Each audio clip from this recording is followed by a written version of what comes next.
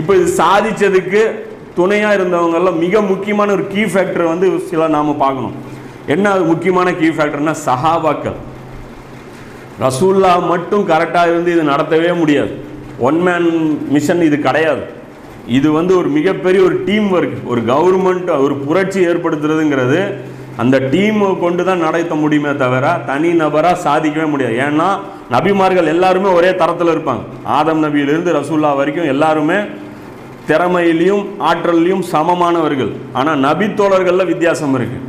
இங்கே இந்த சஹாபாக்கள் இருக்காங்க இல்லையா, அந்த அரபு மக்கள், இந்த மக்கள் சாதிச்சாங்கல்ல, இந்த சாதனை இது வரைக்கும் எந்த ஒரு நபிமார்களுடைய தோழர்கள் செஞ்சது கிடையாது. இதுக்கு வந்து ரெண்டு பிரச்சனை, அதாவது ஒரு 4 விஷயம் இதை வந்து முக்கியமாக நம்ம குறிப்பிட முடியும். என்ன அப்படின்னா, இவங்ககிட்ட 2 ப்ளஸ் பாயிண்ட் இருந்தது. அதாவது இந்த வேலை செய்கிறதுக்கு உண்டான 2 தகுதிகள், சிறப்பு தகுதிகள் இவங்ககிட்ட இருந்தது. வேற எந்த உம்மத்துக்கிட்டையும் இது கிடையாது. அதே சமயம் 2 மைனஸ் பாயிண்ட்டும் இவங்களுக்கு இருந்துச்சு. 2 ப்ளஸ் இருந்துச்சு, 2 மைனஸ் இருந்துச்சு. அல்லாஹ் என்ன பண்ணா, அந்த 2 மைனஸ் இருந்துச்சுல்ல அதையும் 2 ப்ளஸ்ஸாக மாற்றிட்டான். மாற்றின இப்போ என்ன போச்சு, 4 குவாலிஃபிகேஷனும் இவங்களுக்கு வந்துருச்சு. இந்த வேலையை சக்ஸஸ்ஃபுல்லாக பண்ணாங்க.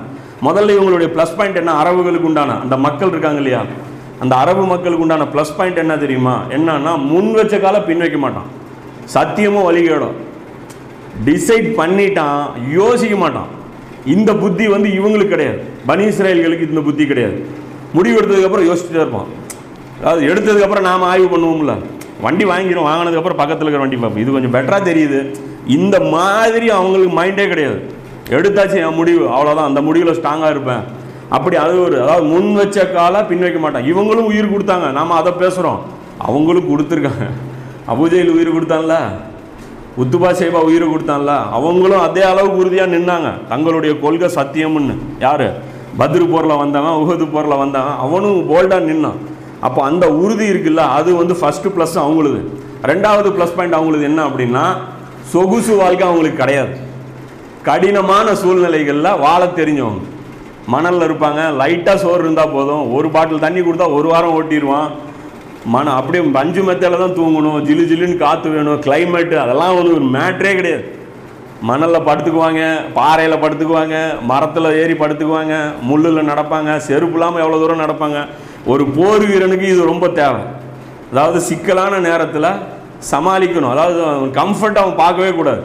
அப்போ அந்த ஒரு உடல் வலிமையாக இருக்கட்டும், மன வலிமையாக இருக்கட்டும், இவங்களுக்கு ரொம்ப ஜாஸ்தி. மைனஸ் பாயிண்ட் இவங்களுக்கு என்ன அப்படின்னா, ஒற்றுமையே இவங்களுக்கு கிடையாது.